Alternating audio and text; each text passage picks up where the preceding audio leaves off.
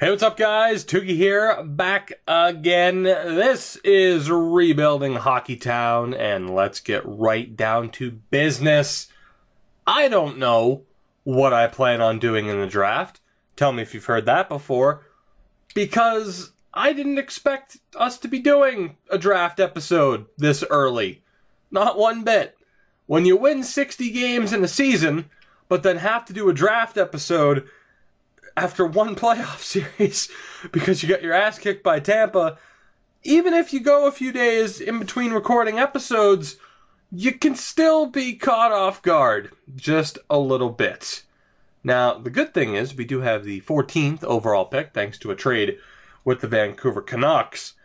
But as we move forward, again, the big concern is what happens with the rest of the offseason, as again, I'm sure we'll have plenty of decisions to make about who stays and who goes and why. It's still shocking to me. It is still shocking to me that we are at this stage where we were kicked out in the first round of the playoffs, and we are going to have to start the rebuild. We have to move forward.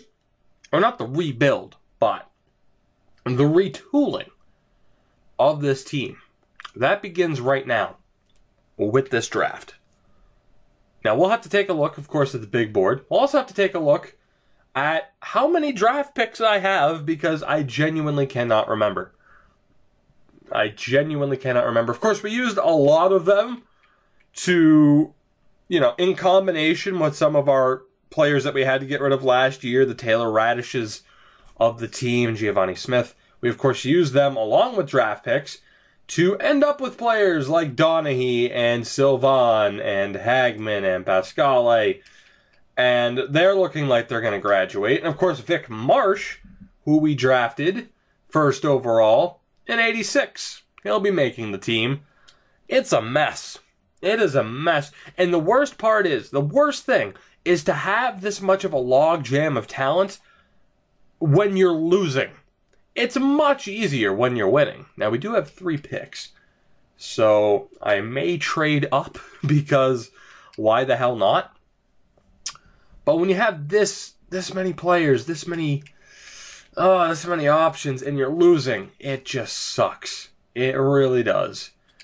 But in the draft, top 5 here, we have Magnus Lilia, a sniper.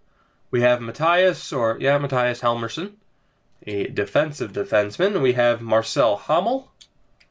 We have Marcel Debian. And we have Jared McTaggart. Well, alrighty then. I wish there was a goalie in the top 10 and top 5 that was like a guarantee.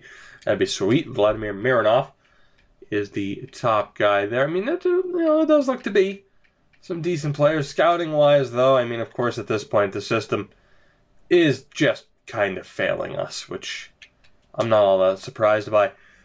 Judging by how many picks we have, the best thing, it appears, would be to trade up. Columbus wants to trade that pick.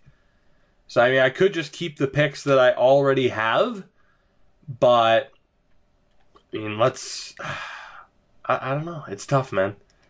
It is tough. Do I just keep the picks that I already have, or do I trade up for another number 1 overall pick? Oh, boy. Well, what would it take to get that pick, I guess, is the question. What would it take to get that pick away from the Blue Jackets? I don't think we're that far off, even with the offer that I just sent. I meant to apply more than that 4th rounder. So, yeah, obviously that's not enough. But I really don't feel as though we're that far away. But for this team, with the draft picks, I honestly thought that was going to go through because of that pause. With the team, is the goal right now to get, and that actually went through. All right, hey, you know what? I'm okay with it. Well, we have the number 1 overall pick. Just like that. With the team, is the goal to start rebuilding the AHL? Not exactly. We can afford to not have the greatest of prospects there and just sign veterans to try and keep the team competitive for the players that we already have. it's crazy, man. It's a vicious cycle. Certainly not how I expected the series to turn out. But even then, we still just lost in the first round of the playoffs. So who's to say what shape this series is in at the moment? Now, I am willing to trade Montreal the 2 first, but I want just a little bit more back. That was too much, apparently. How about that? Wow, it still didn't go through. Okay, well, I'm still going to end up with the first 2 picks of this draft, because I can. And why intentionally pick players of a lower caliber when there's really no point, and we don't need draft depth, and there's no guarantee of draft depth for us. So, funny thing is, if I wanted to, I could go out and nearly acquire anybody that I wanted to, which is pretty crazy. Now, I am also going to just swap this 7th round pick. Here you go, Montreal. Actually, wait. Montreal has a shitload of picks now, so good for them. How about your 7th round pick next year? Let's just swap 7ths. Sound good? Thank you, because I don't want to make that pick. So we have the 2 first round picks, a 2nd and a 3rd. Let's make these picks. And it's a shot in the dark. Like, that could totally backfire, right? I don't have these top 5 players scouted very well at all. I'm literally just taking a shot in the dark. I'm going to take the defenseman because he's the only one that's actually a defenseman. So we might as well take him, and maybe even Lilia, just because you're Swedish. And we could probably put you down in the AHL immediately. He did play for Djurgården? Djurgården. I have no idea, man. I have no idea. People will tell me if I'm wrong. But actually, yeah, see, he played for the he played in the QMJHL. Both of these guys actually came from Cape Breton. They must have won the Memorial Cup. So I'm gonna go with Helmerson, and then either Lilia or McTaggart, and that's the goal here. So let's take Helmerson with the #1 overall pick, medium elite. Okay, well that's good. So who do we take? The Swede or the American? So we have the playmaker Jared McTaggart, who we apparently didn't scout at all, or we have the Swedish sniper Magnus Lilia. Well, what do we do? McTaggart or Lilia? McTaggart or Lilia? Or do I let the game decide for me? No, because I don't want to end up with one of these two. I'd rather just be able to put whoever we draft straight into the AHL. I'm going to go with the other Swede. Let's take Magnus Lilia and hope for the best. Also medium elite. Okay, so who do we pass up on? Debian, medium elite. All right. Medium elite for Hamel. Yoshida, who actually wasn't a top 5 pick, ended up being medium elite, and thank God. Oh, man, that would have been bad if I took McTaggart. Holy hell. Florida clearly knew something. But Debian and Hamel, so New York and Boston. Let's take a look at what we passed up on and see if that was the right decision. Of course, we wouldn't have been able to put them down on the AHL squad, and holy shit. Wow. With Debian, you might not have needed to put him down at the AHL side. He could make an NHL roster right now. Marcel Debian. Only 75 face-off, so he'd be better as a right wing. But a 77 overall at 18 years old. By the way, Cal Foot up there as well. Bruins looking good for the future. So Debian, 77 overall at 18 years old. Holy shit, Cape Breton. They must have been insane. And then with the Rangers, you had his teammate, and Hamel's a 63 at 18 years old, so a bit more potential. Right. Either one of the guys that we just drafted, can they match Debian? Let's take a look here. Helmerson's a 76 at 19 years old. Lilia is a 60. So Lilia was actually the lowest overall guy out of that bunch. Helmerson's the right pick. I'm all right with Lilia. The question is, would it be worth swapping him for Debian? And then we hope that Debian is, and I hope I'm pronouncing that right, but obviously it's not Desbians. I mean, you know. I'm not sure. I'm not sure if I want to do that. There is a chance he could be, you know, a low 80 and could be on a 4th line. Absolutely.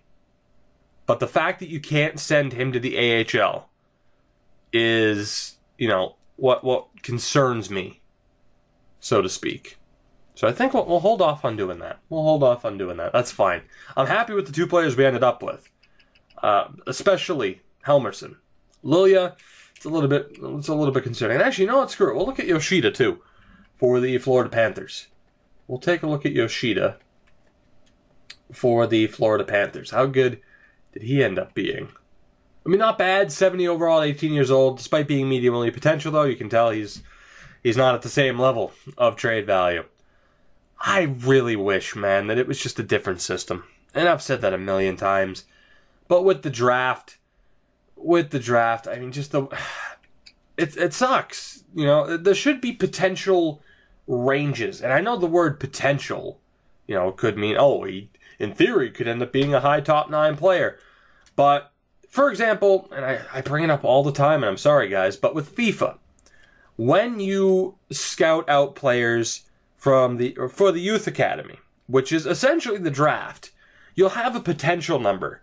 It'll be 63 overall to 94 overall. And then the longer you scout that player, the more obvious it becomes, and that range begins to go, you know, and it closes in. So when you first see the player, he's a 63 to 94. But when he's been in your youth system for a couple of months, the range lowers, and it's, oh, he's a 74 to an 85, actually.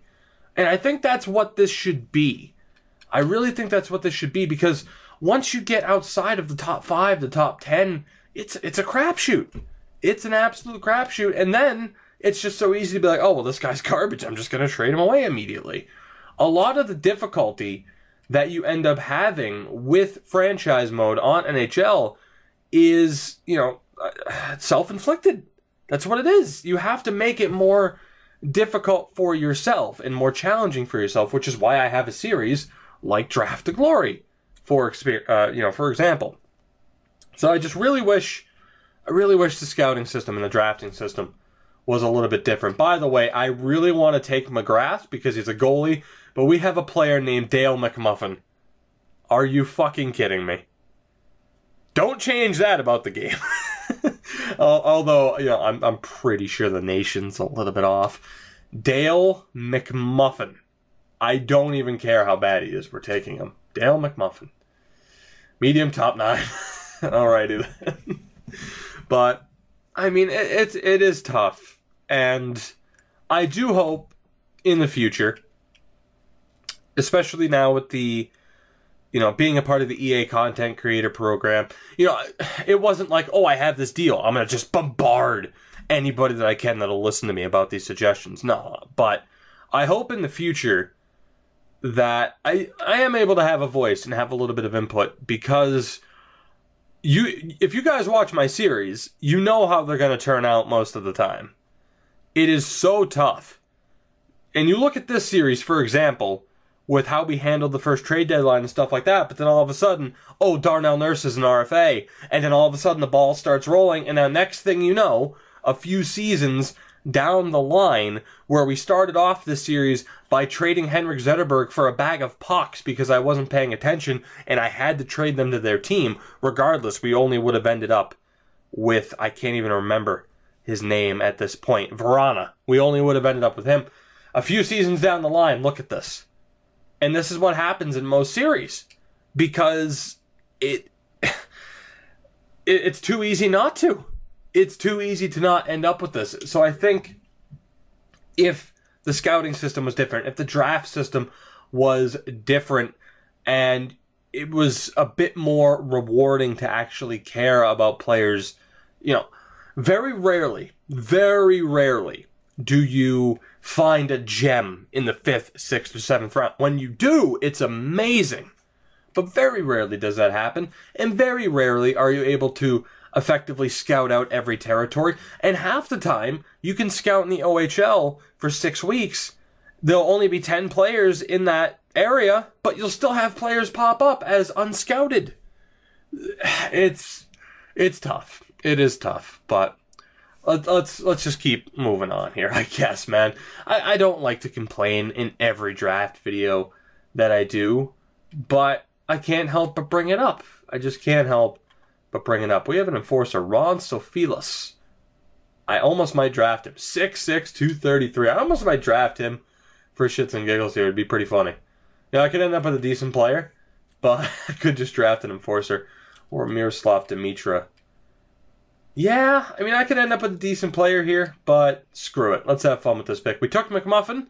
Now let's take this enforcer here in the 3rd round. How good is he going to be? Medium top 6. He could actually do some damage. He could actually do some damage. But not exactly looking forward to the next episode because of some of the tough decisions we're going to have to make, guys. I can admit that. I can admit that. We are going to have some very tough decisions to make. The team, once again, could end up being drastically different. And I should say, too, some of you might have expected me to maybe trade Ian Scott right now for Tristan Jarry. I'm not going to do that in this episode. We're going to wait. All the big moves that will be made should be made in the next episode. But to just give you guys a preview at what we're looking at before we even get to free agency, let's take a look at the contract situation, right? We have $46 million to spend, which is nice, but we have a lot of names that need to be brought back. You look at goaltenders. Ian Scott needs a deal. We still have Dreger for 1 more year. We'll probably trade him. Luukkonen needs to be re-signed. Niemi needs to be signed to his first deal. Hronik, Haig, Nurse, all without contract. Yoki Harju, Bouchard. Liljegren, I think, is done here. He's fallen to an 81 overall. He is in poor morale. To be honest, I don't know why. He was in really good morale. We made some trades, and then it just plummeted. So Liljegren might be done here, right? You do have guys like Wisniewski, Frolov, Delmas that are still coming up at the AHL level. You can already see the logjam, right? From Wisniewski to Perron. And we still don't know how well they're going to progress heading in to the next preseason. That is a very, very big issue. By the way, our enforcer is a 60 overall. Just figured I'd look at that really quick. Right wings, Owen Tippett needs a deal. Robert Thomas, Waked will probably let go of. Russell as well. So not too bad there. McMuffin, 66, not too bad. Eli Tolvanen, do we keep him? I'll re-sign him, but do we end up keeping him? Elias Pettersson needs a deal. It's not going to be easy. Dylan Larkin, we're going to re-sign him. Does he immediately get traded? I don't know what the hell to expect for the next episode. Will it be as crazy as the last offseason or even the offseason before that? I don't think so. But we still have some very big decisions to make. I'm not exactly looking forward to it, as I said, but I hope you guys are. That does it for another episode of Rebuilding Hockeytown. Let me know down in the comments below what you think, not only of how I handled the draft, but of what I mentioned with how the draft works and stuff like that. I know on the announcement video, a lot of you guys were saying, oh, make sure, go talk to EA right now about Be a Pro at Franchise Mode. Trust me, I would love to. I would love to. The fact is, though, even if I could talk to Rammer tomorrow, a lot of changes for NHL 18 are already in place. Yes, the game comes out in 4 months, but 4 months of dev time, even for a studio like EA, there's only so much you can do. So the changes I have in mind that I've talked about a million times, that would take some time to implement. But you guys get it. Let me know down in the comments below what you thought. Let me know what you think of the episode in general, and how crazy do you think the next one is going to be, because I have no idea. Guys, if you enjoyed this video, of course, make sure to hit that like button to help support the channel. Subscribe if you haven't already.